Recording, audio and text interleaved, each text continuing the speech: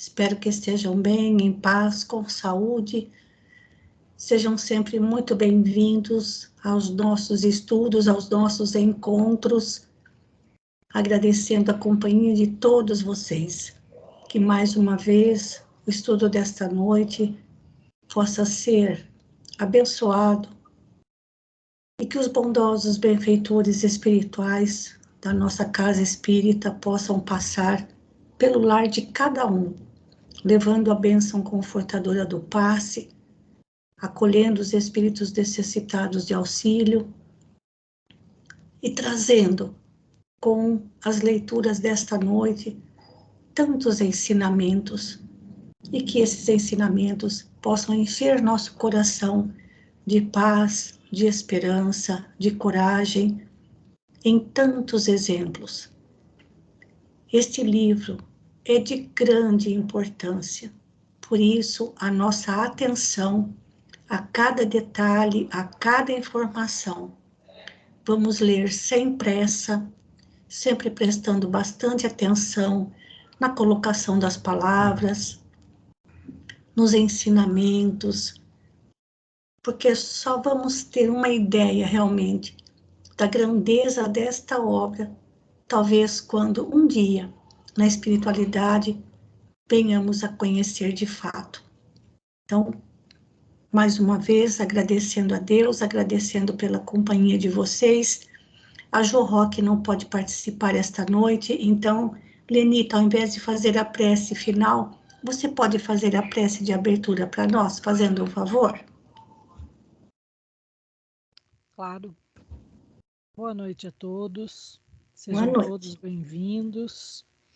Vamos elevar os nossos pensamentos a Deus e pedir mais uma vez que nos acompanhe, permita que irmãos de luz, irmãos bondosos, possam nos acompanhar nesses estudos e que consigamos, que nos intuam a entender as lições de humildade do irmão Paulo, Saulo ainda, que possamos aprender com os exemplos de Simão Pedro e de tantos irmãozinhos no caminho, na trajetória desse irmão, que sirvam de algum exemplo para nós nessa nossa jornada por essa terra, por essa encarnação, e que seja muito abençoado para nós.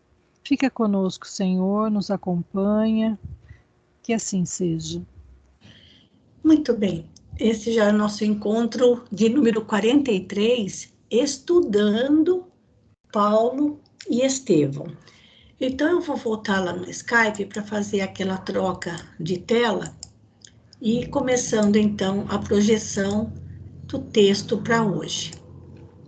Nós estamos naquele momento em que Pedro, João, Tiago menor, filho de Alfeu, e outros servidores, outros trabalhadores da Casa do Caminho estão reunidos para decidir o que fazer com a solicitação de Saulo de conversar com Simão Pedro.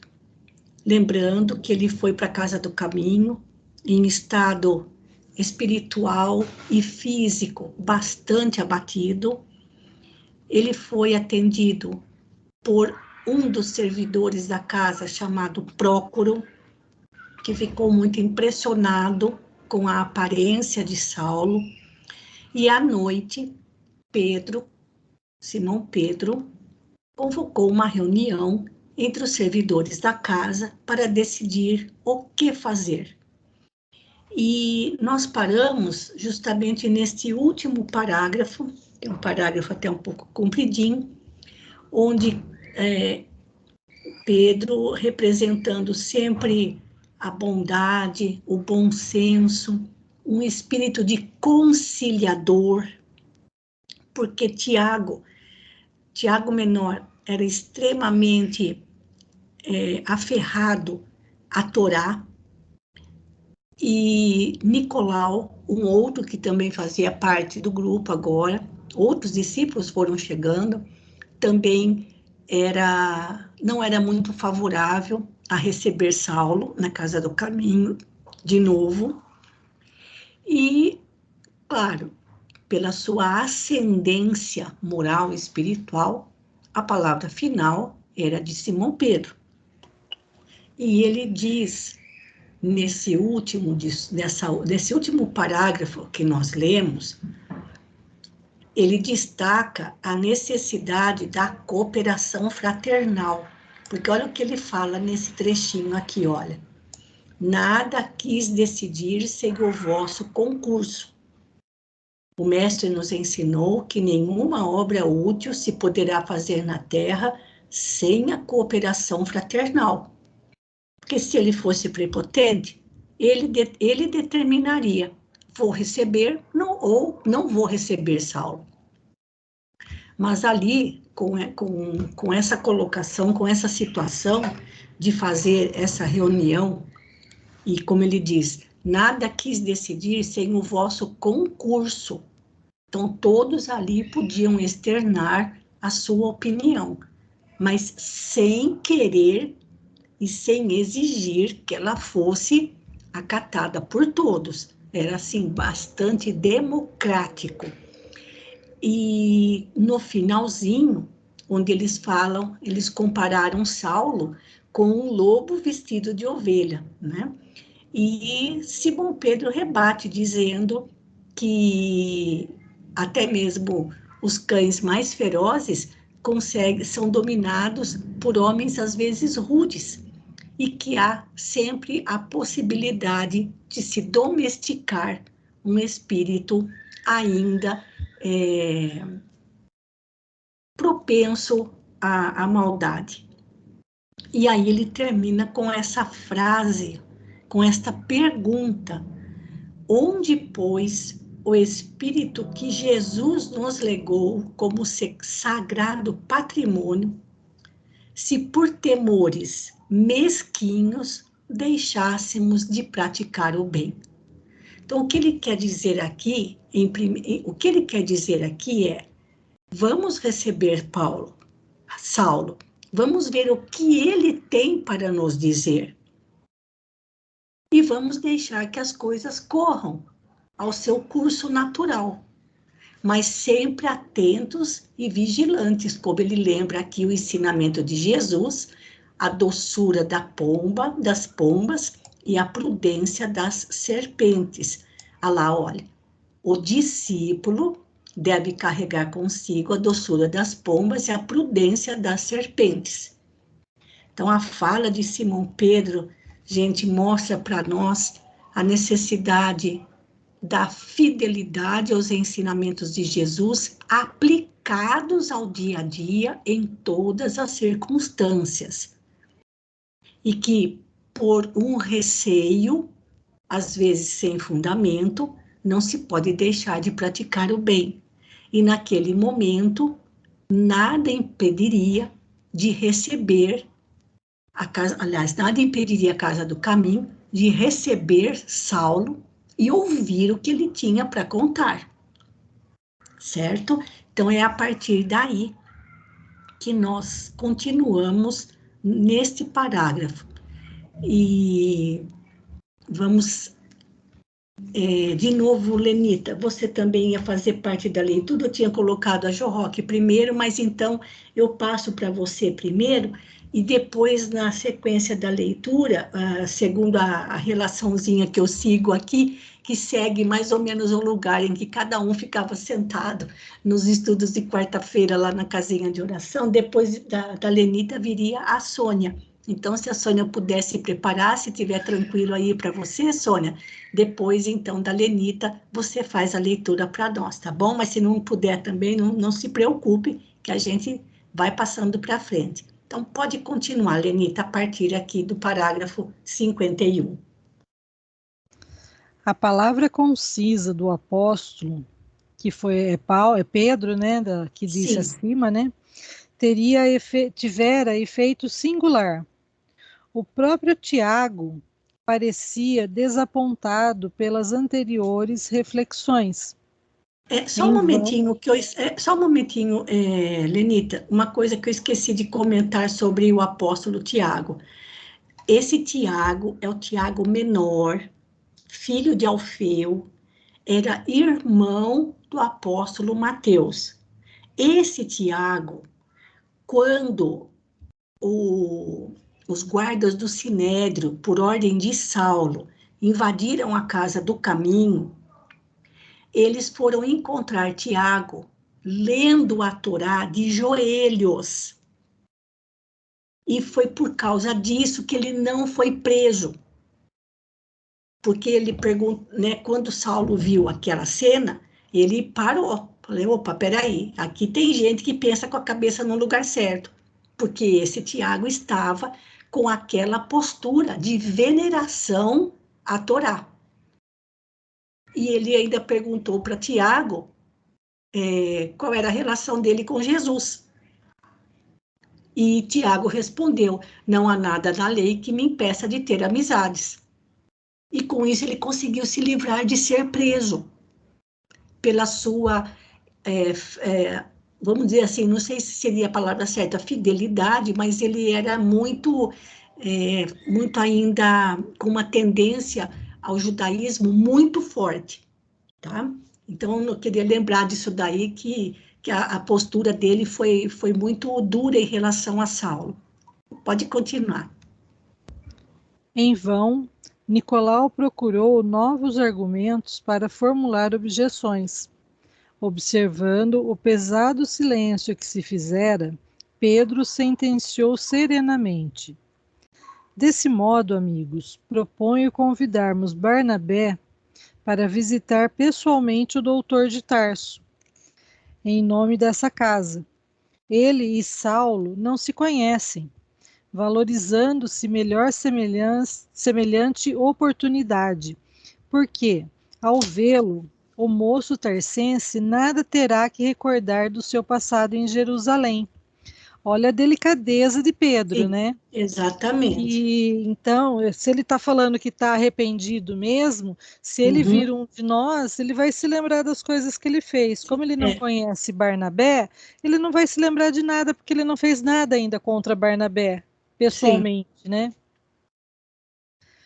Se fosse visitado pela primeira vez por um de nós, talvez se perturbasse, julgando nossas palavras como de alguém que lhe fosse pedir contas. Isso, exatamente. Só mais uma coisinha aqui, Lenita. Barnabé, ele era filho de judeus, mas seus pais moravam em Chipre, uma grande ilha no território grego. E ele tornou-se cristão, vendeu tudo que ele tinha e doou para a casa do caminho. E foi lá viver junto dos apóstolos. E ele foi escolhido e ele foi aceito pela extrema bondade do seu coração. Tanto é que Emmanuel, no livro Vinha de Luz, no capítulo 12, ele tem um texto que a gente pode ler até, dependendo do momento, onde ele comenta justamente isso, a bondade que caracterizava Barnabé. E justamente pela sua bondade, ele conquistou a muitos para os ensinamentos de Jesus.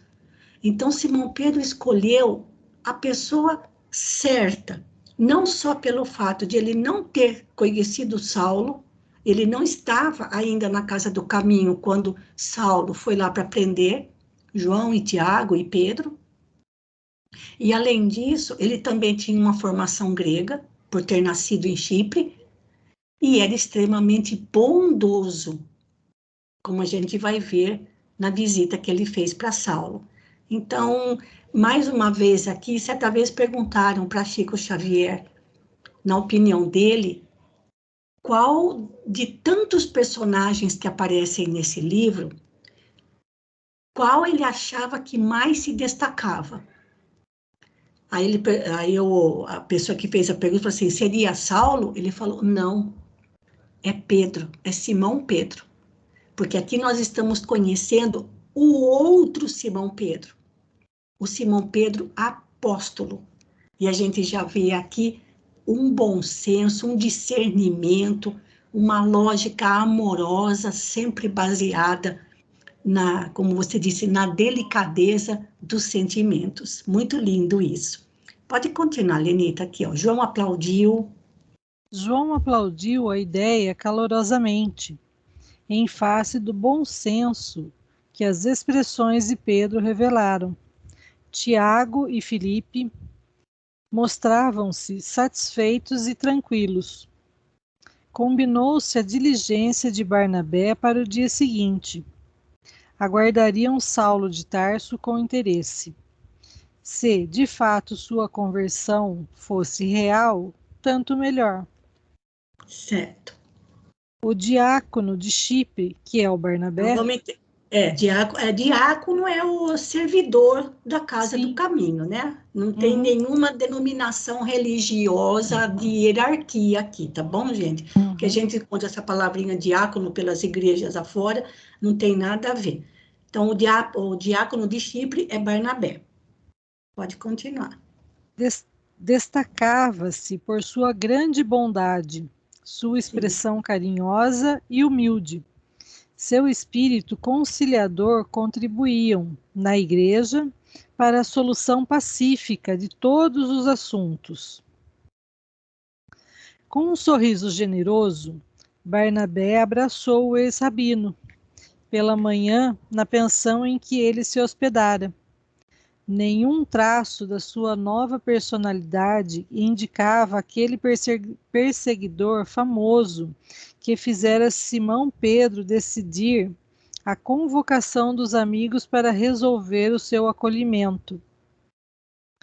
O ex-doutor da lei era todo humilde e estava doente. Indisfarçável fadiga transparecia-lhe nos mínimos gestos. A fisionomia não iludia um grande sofrimento. Correspondia às palavras afetuosas do visitante com um sorriso triste e acanhado. Via-se-lhe, entretanto, a satisfação que a visita lhe causava. O gesto espontâneo de Barnabé sensibilizava-o. A seu pedido, Saulo contou-lhe a viagem a Damasco e a gloriosa visão do Mestre, que constituía o marco inolvidável da sua vida. O ouvinte não dissimulou simpatias. Em poucas horas, sentia-se tão identificado com o novo amigo, quais se fossem conhecidos de longos anos. Após a conversão, Barnabé pretextou qualquer coisa para dirigir-se ao dono da hospedaria, a quem pagou as despesas de hospedagem. Em seguida, convidou-o a acompanhá-lo à Igreja do Caminho. Saulo não deixou de hesitar enquanto o outro insistiu. Quer dizer, ele sentiu tanta verdade de Saulo, né, que nem ele resolveu por conta que já ia levar ele para a Casa do Caminho, que nem precisaria da anuência dos outros, né? E assim, mais uma vez, gente, parece que Emmanuel faz questão de mostrar, né, como estava a situação de Saulo, fisicamente falando. Ele estava doente, faminto, cansado, devia ter febre, sem forças, né? E isso daí, de alguma forma, não deixou de causar um certo impacto em Barnabé. E sabendo também, pela aparência e pela situação, lembrando que Saulo, depois que ele saiu da casa do seu amigo de infância chamado Alexandre, ele praticamente estava quase sem dinheiro. e foi buscar uma hospedaria muito simples nos bairros mais pobres de Jerusalém. Então, isso também não passou despercebido E a não tinha Barnabé. dinheiro para pagar, né? Não tinha, ele não E tinha apesar nada. disso, não tinha dinheiro para pagar. Isso, entendeu? Então, por isso que Barnabé ali, delicadamente, né, deu uma desculpinha lá e foi lá e pagou as despesas da hospedagem para o dono da hospedaria, né, insistindo, então, agora para que ele acompanhasse, para que os dois fossem, então, lá para a casa do caminho. Pode continuar, Lenita. Receio, disse o moço tarcense, um tanto indeciso, pois já ofendi muito a Simão Pedro e demais companheiros.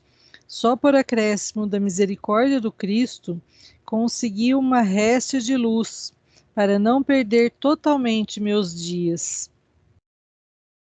Ora essa, exclamou Barnabé, batendo-lhe no ombro com bonomia. Quem não terá errado nessa vida?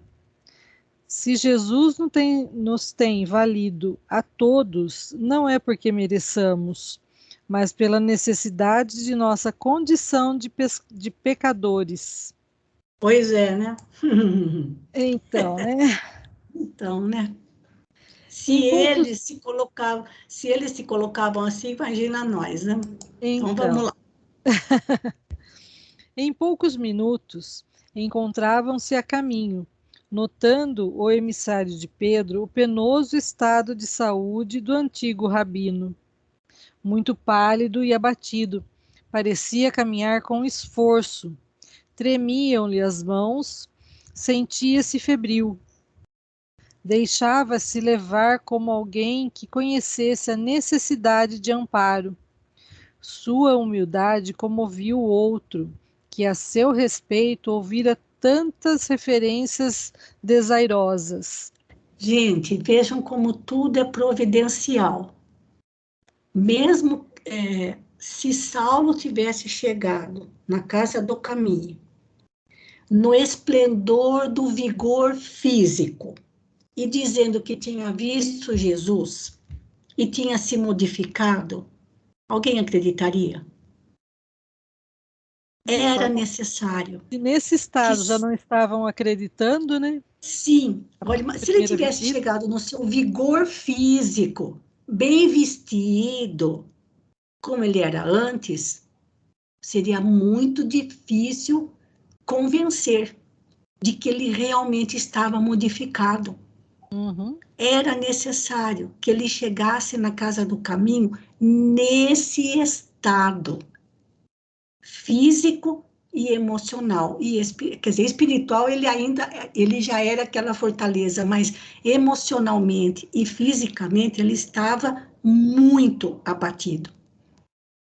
Era preciso que fosse assim, porque não tem como ele não tem como disfarçar o abatimento físico.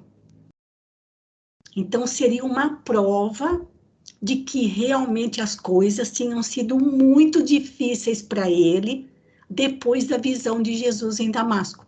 E já tinham se passado mais de 3 anos. Então, era necessário que Saulo voltasse nesse estado para a casa do caminho. Pode continuar, Jó. Chegados à casa, Prócoro lhes abriu a porta, mas dessa vez Saulo não ficaria a esperar indefinidamente. Barnabé tomou-lhe a mão afetuoso e dirigiram-se para o vasto salão, onde Pedro e Timão o esperavam. Saudaram-lhe em nome de Jesus. O antigo perseguidor empalidecera mais. Por sua vez, ao vê-lo, Simão não ocultou um movimento de espanto ao notar-lhe a diferença física. Ah lá, tá vendo? Vamos lá, Aqueles, vamos em frente. aqueles olhos encovados, a extrema fraqueza orgânica falava aos apóstolos galileus de profundos sentimentos. Irmão Saulo, Sofrimentos. sofrimentos. Do seu livro está sentimento ou sofrimento? Não, sofrimento mesmo. Tá, sofrimentos. Certo. Irmão Saulo, disse Pedro comovido, Jesus quer que sejas bem-vindo a essa casa. Ah, Que meu assim Deus. seja. Assim seja, respondeu o recém-chegado de olhos úmidos. Timão abraçou-o com palavras afetuosas, em lugar de João, que se ausentara ao amanhecer a serviço da confraria de Jope. Em breves momentos, vencendo o constrangimento do primeiro contato com os amigos pessoais de Jesus, do Mestre, depois de tão longa ausência, o moço tarsense, atendendo-lhes o pedido, relatava a jornada de Damasco com todos os pormenores do grande acontecimento, evidenciando singular emotividade nas lágrimas que lhe banhavam o rosto. Sensibilizara-se sobremaneira ao relembrar tamanhas graças. Pedro e Simão, deve ser Timão, né? É, Timon, é. É que no meu livro está errado. Não, no seu livro está como? Simão? Simão. Mas é Timon, Simão É, é Simão Pedro, né? Então é Pedro e então, Timon, ou Timão. sim. Já não tinham dúvidas. A visão do ex-rabino tinha sido real. Ambos, em companhia de Barnabé, seguiram a descrição até o fim, com os olhos cheios de pranto. Efetivamente, o mestre voltara, a fim de converter o grande perseguidor da sua doutrina, requisitando Saulo de Tarso para o redil de seu amor. Revelara, mais uma vez, a lição imortal do perdão e da misericórdia. Sim, que lindo isso. Pode ler Terminada, mais um pouquinho. terminada a narrativa, o ex-doutor da lei estava cansado e abatido, instado a explanar suas novas esperanças, seus projetos de trabalho espiritual, bem como o que pretendia fazer em Jerusalém. Confessou-se desde logo profundamente reconhecido por tanto interesse afetuoso e falou com certa timidez. Necessito entrar numa fase ativa do meu trabalho, com quem possa desfazer meu passado culposo. É verdade que fiz todo o mal à Igreja de Jesus em Jerusalém, mas se a misericórdia de Jesus dilatar minha permanência no mundo, empregarei o tempo em estender esta casa de amor e paz a outros lugares da terra. Quer dizer, se ele, como ele estava doente, né? Então, se ele Uhum, conseguisse ficar mais tempo vivo nessa terra, ele ia sim, espalhar o amor e tentar abrir outras casas, né? sim. De cristãs, né? Uhum, Sim, replicou Simão ponderadamente. Certo que o Messias renovará tuas forças, de modo a poderes atender a tão nobre cometimento na época oportuna. certo. Saulo parecia confortar-se com a palavra de encorajamento, deixando perceber que desejava consolidar a confiança dos ouvintes, arrancou das dobras da túnica arrafada um rolo de pergaminhos e, apresentando-o ao ex-pescador de Cafarnaum, disse sensibilizado: Só um momentinho, Lenita. Assim, De novo, Emmanuel usa o mesmo adjetivo para túnica. Rafada significa esgarciada, rota. Quer dizer, a roupa que ele usava estava bem velhinha, certo? uhum, Bem assim, rota, né? Esfarrapada. sim. Aqui está uma relíquia da amizade de Gamaliel, que trago invariavelmente comigo. Pouco antes de morrer, ele me deu a cópia das anotações de Levi, concernentes à vida e feitos do Salvador. Tinha em grande conta essas notas, porque a recebeu desta casa, na primeira visita que lhe fez. Sim. Que foi quando o Simão Pedro entregou para ele, quando o Gamaliel foi Isso. conhecer, né, que até falou pro Saulo, né, que o Saulo achou que ele estava louco. Uhum. Simão Pedro, evocando gratas recordações, tomou os pergaminhos com vivo interesse. Saulo verificava que o presente de Gamaliel tivera a finalidade prevista pelo generoso doador. Sim. Desde esse instante, os olhos do antigo pescador fixaram nele com mais confiança. Pedro falou da bondade do generoso rabino, informando-se da sua vida em Palmira, dos seus últimos dias, do seu traspasse. O discípulo atendia satisfeito. Quer dizer, a partir daí, então, Pedro quis saber como foi a vida lá com Áquila e Prisca, né? Sim. E A tudo morte de mais. Gamaliel. Uhum. Então, como foi a viagem de volta para ele estar naquele estado, né? Uhum. Voltando ao assunto das suas novas perspectivas, explicou-se mais amplamente e sempre humilde. Tenho muitos planos de trabalho para o futuro, mas sinto-me combalido e doente. O esforço da última viagem, sem recursos de qualquer natureza, agravou minha saúde. Sinto-me febril, o corpo dolorido, a alma exausta. Tem falta de dinheiro? Interrogou Simão bondosamente. Sim, respondeu hesitante. Essas necessidades, esclareceu Pedro, já foram providas em parte. Não te preocupes em demasia. Recomendei a Barnabé que pagasse as primeiras despesas da hospedaria e, quanto ao mais, convidamos-te a repousar conosco o tempo que quiseres.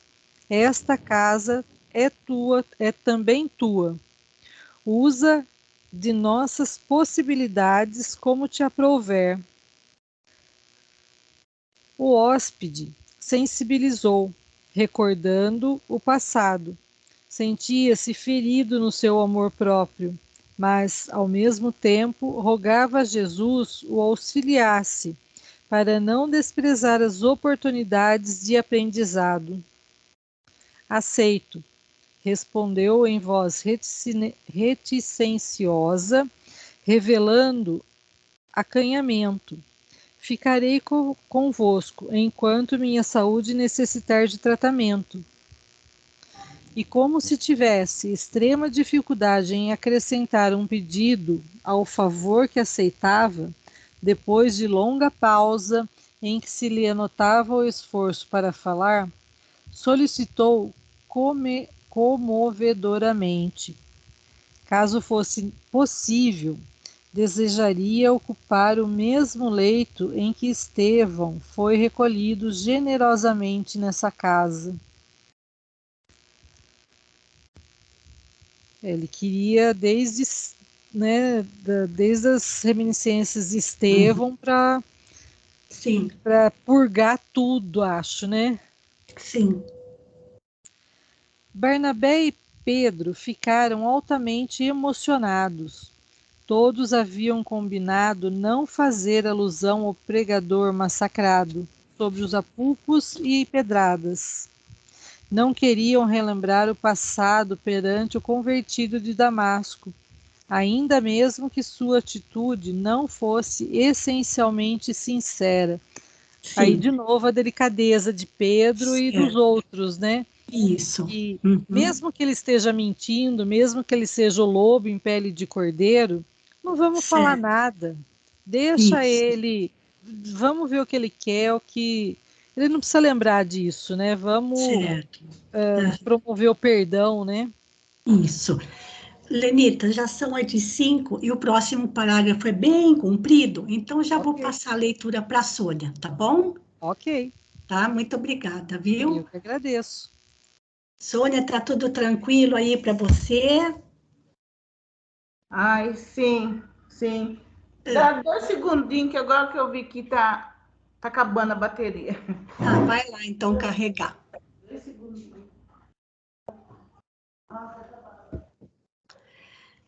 Vejam, enquanto ela faz isso, vejam assim que a colocação, como a Lerita comentou, e como fica tão claro aqui para a gente, não queriam fazer nada para que Saulo não se sentisse constrangido com as lembranças do que ele havia feito. Mas nem foi necessário.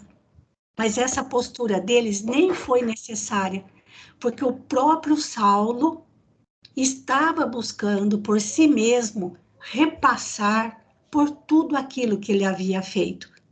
E aí, mais uma vez, a gente vê a grandeza deste espírito, a grandeza de Saulo, que era sempre muito autêntico e sincero nas suas palavras e nas suas atitudes, tá bom? Tranquilo aí, Sônia? Tá, tudo bem. Pode. Desculpa, tá? Imagina, tranquilo, pode continuar. Qualquer barulhinho aqui, a Lorena tá aqui, viu? Tá certo. Ouvindo o antigo pescador de Cafarnaum, chegou quase a chorar. Com extrema dedicação, satisfez-se o pedido e, assim, foi ele, conduzido ao interior, onde se acomodou entre lençóis muito altos. Pedro fez mais. Compreendendo a profunda significação daquele desejo, trouxe ao convertido de Damasco os singelos pergaminhos que o mártir utilizava diariamente no estudo e meditação da lei, dos profetas e do evangelho. O Marte, Apesar da febre... O Marte a que ele se refere é Estevão. Estevão.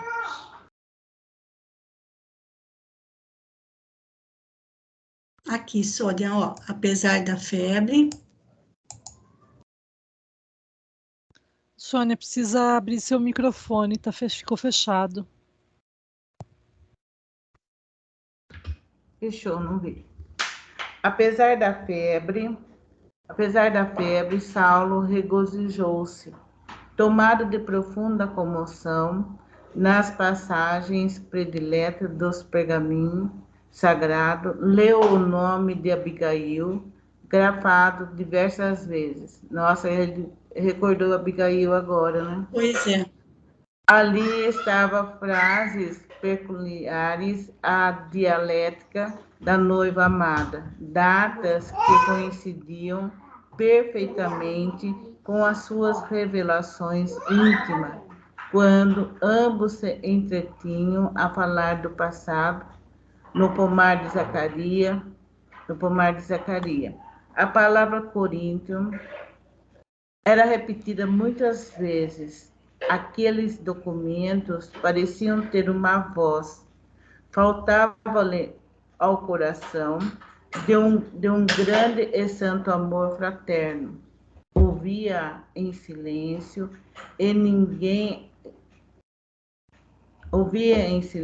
e guardou as conclusões avaramente. Não revelaria a ninguém suas íntimas dores. Bastavam aos outros os grandes erros de sua vida pública, os remorsos, as retificações que, apesar de verificadas em campo aberto, raros amigos conseguiam compreender. Então, nossa, acho que voltou tudo aquilo que ele passou com Abigail, né? Veio a recordação. Sim. E vejam a postura deles, né, gente? Ele já tinha grandes erros da sua vida pública, como doutor da lei, que ele precisava retificar perante a comunidade cristã. Por isso, ele não iria revelar para ninguém as suas dores íntimas, que era a morte, relacionadas à morte de Abigail. E a morte de Abigail, o seu adoecimento, tudo por culpa dele, né? Que terminou o noivado entre eles ao saber que Estevão era Gesiel. irmão de Abigail. Então, E agora que ele conseguiu compreender, né? agora que ele está compreendendo tudo. Então, essa dor íntima que ele tinha, ele guardou só para ele, a vida toda. Né? Por isso que ele, às vezes, ele dizia que ele trazia um espinho gravado no peito, gravado no peito, né? Então, fica aí a postura dele perante essa situação, né? Observando-lhe a atitude de constante meditação, Pedro desdobrou-se na tarefa de assistência fraternal. Eram as palavras amigas, os comentários acerca do poder de Jesus, os caldos suculentos, as frutas substanciosas, a palavra do bom ânimo. Por tudo isso, sensibilizava-se ao doente, sem saber como traduzir sua gratidão imperecível. Gente, Ele só... recebeu todo o amor aí, não? Todo Oi, amor, todo carinho, né? E eu fico pensando, Sônia, que porque também Pedro levou Saulo para deitar na cama onde Estevão tinha ficado, com os lençóis, né, limpinhos, né? E aqui ele está falando do que acontecia por trás dos bastidores, né? Caldos suculentos, frutas. Então eu fico pensando quanto trabalho havia, porque aquilo que era oferecido a Saulo era oferecido a todos os doentes e a todos os que viviam na casa do caminho. De onde vinha dinheiro, verba, para ter tudo isso? Quem fazia os caldos suculentos? Quem lavava os lençóis? As frutas, né? As frutas, exatamente. Quem é que cuidava daqueles doentes acamados que não podiam mais se levantar? A higiene daqueles doentes. Devia ter muita gente ali, Devia né? ter muita gente para ajudar, porque era assim, uma coisa assim que, se não tivesse uma organização, né, uma organização de tarefas, e ao mesmo tempo disciplina, bondade, não era possível um negócio desse naquela época, gente. Quem é que lavava os lençóis? Quem é que deixava tudo limpo? Quem é que fazia comida? Faça uma ideia dos caldos suculentos, como deviam ser esses caldos suculentos, cheios de magnetismo, para curar aqueles doentes.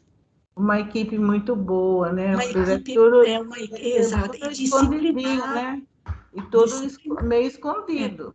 E uma coisa também, como o que Barnabé fez, de vender todos os bens que ele possuía lá em Chipre. Ele vendeu e doou todo o dinheiro para a Casa do Caminho. Não foi só ele que fez assim. Muitos dos que se convertiam a Jesus tiveram a mesma atitude, faziam a mesma coisa. Então, tudo que tinha na Casa na Casa do Caminho era comum, era para todos, realmente era uma vida comunitária. Era dividido, né? Sim. Pode continuar. Entretanto, notou que Tiago, filho de Alfeu, receoso, talvez, dos seus antecedentes, não se dignava dirigir-lhe uma palavra. Arvorado em rígido cumprimento da lei de Moisés, dentro da igreja do caminho, era percebido de vez em quando pelo moço tercense, qual sombra impassível a deslizar, balbuciando preces silenciosas entre os enfermos.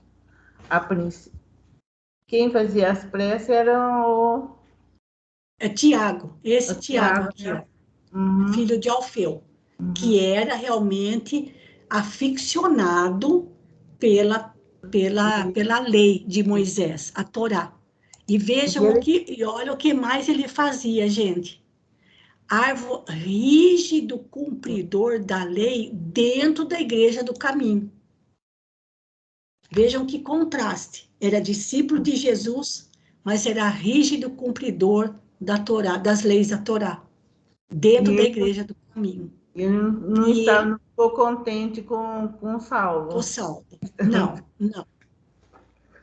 A princípio sentiu quanto lhe doía aquele desinteresse, mas logo considerou a necessidade de humilhar-se diante de todos. Nada fizera ainda que pudesse positivar suas novas convicções. Quando dominava no Sinédrio, também não perdoava as adesões da última hora. Ele até compreendeu, Sim, né, a posição de exatamente. Tiago. Porque ele era do mesmo jeito em relação às leis de Moisés. Uhum. Logo que entrou a convalescer, já plenamente identificado com a afeição de Pedro, pediu-lhe conselhos sobre os planos que tinha em mente, encarecendo a máxima fraqueza para que pudesse enfrentar a situação, por mais dura que lhe fosse as circunstâncias. De minha parte, disse o apóstolo ponderadamente, não me parece razoável permaneceres em Jerusalém. Por enquanto, neste período de renovação, para falar com sinceridade, há que considerar teu novo estado d'alma como planta preciosa que começa a germinar. É necessário dar liberdade ao germe divino da fé. Na hipótese da tua permanência aqui, encontrarias diariamente, de um lado, sacerdotes intransigentes em guerra contra o teu coração, e do outro, as pessoas incompreensíveis que falam nas extremas dificuldades do perdão, embora conheçam de sobra as lições do Mestre nesse sentido. Não deves ignorar que a perseguição aos simpatizantes do caminho deixou traços muito profundos na alma popular. Não raro aqui chegam pessoas mutiladas que amaldiçoam o movimento. E isso, para nós, Saulo, está num passado que jamais voltará. Contudo, essas criaturas não poderão compreender assim. De pronto, em Jerusalém estaria mal colocado. O germe de tuas novas convicções encontrarias 1000 elementos hostis e talvez ficasse à mercê da aspiração. Olha, é um pedacinho ruim que ele... Assim, Pedro está dando conselho aí, né? Sim, sim. Está dando conselho que se ele ficasse ali, o que ia ter mais perseguição ainda, por causa dos simpatizantes, né? Uhum. Aqueles que faziam perseguição do simpatizante da Casa do Caminho. Uhum. Ainda mais ele que tanto perseguiu o pessoal, né? Uhum. Aí ia ser o contrário. A presença de Saulo, somente os discípulos, os apóstolos e os seus servidores mais próximos, mais diretos, é que sabiam que aquela pessoa era Saulo de Tarso. O resto, os doentes que estavam lá e os demais, ninguém sabia. E nem podiam ficar sabendo. E então vejam, mais uma vez, o bom senso de Simão Pedro, quando ele diz, é necessário dar liberdade ao germe divino da fé. Germe é semente. Então, a semente da fé estava brotando no coração de Saulo. E ele precisava cuidar dessa semente com muito carinho, para que ela pudesse se desenvolver, florescer, crescer, florescer e dar frutos. Então, duas situações seriam complicadíssimas se ele ficasse em Jerusalém. E outra, não ia demorar muito para a cidade inteira saber que Saulo estava em Jerusalém, na casa do caminho, como cristão. Os sacerdotes do templo não iam dar sossego para ele, o que significa dizer que não iam dar sossego para a casa do caminho. E, por outro lado, os doentes acolhidos na casa do caminho, que foram mutilados, massacrados, maltratados, justamente por causa das perseguições que o próprio Saulo havia começado, não iam perdoá-lo com facilidade. É o que ele fala aqui, gente, olha. Onde que está isso aqui? Aqui, olha. Essas pessoas falam nas extremidades, dificuldades do perdão, embora conheçam de sobra as lições do mestre nesse sentido. Então, aqueles doentes que estavam sendo atendidos lá na casa do caminho e que haviam sido machucados, maltratados, estavam naquela situação por causa das perseguições contra os cristãos, imagina se soubesse que era o próprio Saulo que estava lá dentro. Não iam perdoar com facilidade. O clima na casa do caminho ia ficar insuportável. Porque todos iam sofrer, né? Não só Saulo. Exato. E outra, a obra que eles tinham lá era gigantesca. Uma situação como essa ia desestabilizar profundamente o que eles estavam fazendo ali. Então, vejam o quanto Simão Pedro era ponderado nesse sentido, mas, ao mesmo tempo, queria ajudar Saulo, né? Porque para onde Saulo iria? Se ele não podia ficar em Jerusalém, não podia ficar na casa do caminho, não tinha um tostão no bolso. Vamos ver de que modo as coisas vão transcorrer. Pode continuar, Sônia. O rapaz ouviu as advertências, ralado de angústia, sem protestar. O apóstolo tinha razão. Em toda a cidade encontraria crítica zoezes, ou seja, duras, né, pertinentes. E destruidora. Voltarei a Tarso, disse com humildade. É possível que meu velho pai compreenda a situação e ajude meus passos. Sei que Jesus abençoará meus esforços. Se é preciso recomeçar a existência, recomeçar lei no lar de onde provim. Lembrando, né, gente, Tarso fica na Turquia. Imagina o caminho que Saulo ia ter que fazer de novo para chegar na Turquia. É onde moravam os pais dele. A mãe já tinha falecido, só tinha o pai, que também estava ralado de angústia quando soube do que tinha acontecido com o filho. Né? Imagina que ele vai compreender? Então, para quem já leu o livro, já sabe o que vai acontecer, mas não conta, certo? Vamos ver mais um pouquinho. Simão Pedro contemplou com ternura, admirado daquela transformação espiritual. Sem dúvida, gente. Não dá para a gente falar, eu ia falar, eu faço uma ideia, mas não, a gente não consegue fazer uma ideia. Né? Nós estamos admirados, mas estamos lendo a história. Imagina, então, quem vivenciou junto com essas grandes almas. Muito. Diariamente, ambos reatavam as palestras amistosas. O convertido de Damasco, inteligência fulgurante, revelava curiosidade insaciável a respeito da personalidade do Cristo, dos seus mínimos feitios e mais sutis ensinamentos. Outras vezes solicitava ao... Ai, me perdi.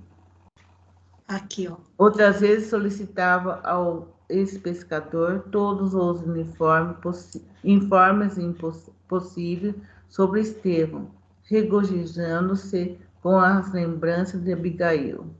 Embora guardasse avaramente os pormenores de seu romance da mocidade, inteirou-se, então, dos pesados trabalhos do pregador do Evangelho, quando, no cativeiro, da sua dedicação a um patrício do nome Sérgio Paulo, da fuga em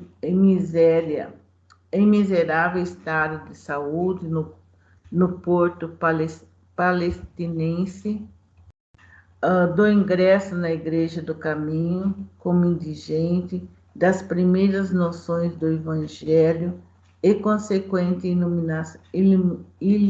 iluminação em Cristo Jesus. Encantava-se ouvindo as narrativas simples e amorosas de Pedro e revelava a sua veneração ao mártir, evitando melindrá-lo na sua condição de verdugo repesso. Gente, só uma colocaçãozinha aqui. Começava aqui, né, já faltando aqui uns 4 minutinhos para a gente terminar, nós vamos parar aqui, Sônia, porque o próximo parágrafo também é bem comprido. Começava aqui, gente, uma grande amizade entre Saulo e Pedro. E, claro, Pedro tinha muita coisa para contar sobre Jesus, pessoa, sobre Jesus, homem, com quem Pedro conviveu. E ainda mais que Jesus ficava na casa dele, na casinha de Pedro, em Cafarnaum. Então, imagina quanta coisa Pedro tinha para contar para Saulo. E, mais uma vez, a referência à sua inteligência fulgurante. Acho que enquanto Simão Pedro falava, a cabecinha de Saulo ficava ali, ó, remoendo os ensinamentos, né, tentando ligar uma coisa, fazendo os links, como a gente fala, fazendo os links entre aquilo que Pedro contava, lembrando a trajetória de Estevão. Olha que nós já lemos tanta coisa nesse livro, não estamos, acho que nem na metade ainda, a gente até esquece do que aconteceu com Gesiel, né, gente, depois que o pai morreu e foi separado de Abigail, ele foi condenado ao trabalho escravo nas galés romanas, e lá ele tratou do patrício romano Sérgio Paulo, que pegou uma doença infecciosa, e aí o próprio Estevão, o próprio Gesiel também ficou doente, né? E a gente ficou, né, assim, encantado com a humildade, a educação de Gesiel, que foi levado por um carroceiro de Jope, que é beira-mar, até Jerusalém. Entre a vida e a morte, foi assim que ele chegou na casa do caminho. E outra coisinha também que nós vamos encontrar muitas vezes, como Jesus, aliás, como Saulo vai se referir a Jesus. Ele não falava Jesus Cristo. E Emmanuel está repetindo aqui, olha.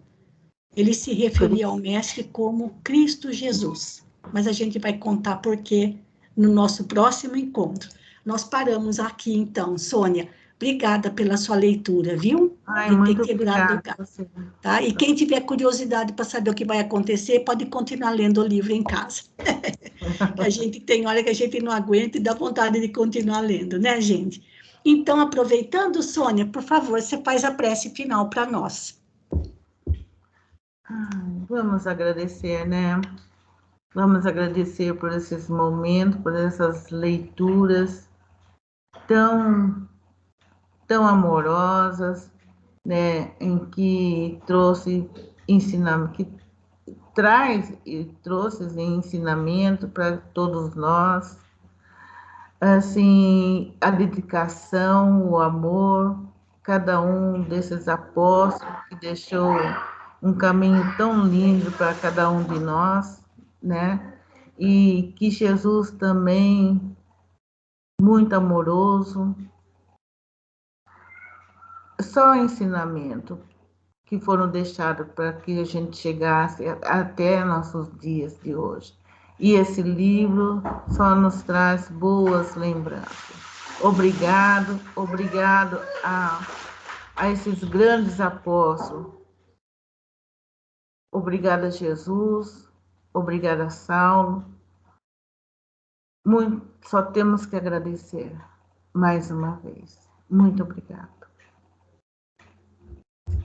Muito obrigada, Sônia, Lenita, agradecendo a todos, bem lembrado, Sônia, nossa gratidão a todos esses apóstolos, gratidão a Gesiel, gratidão a Abigail, a Saulo, a todos os apóstolos, Simão Pedro, Barnabé e tantos, tantos, tantos, que tanto sofreram para que a mensagem de Jesus atravessasse os séculos.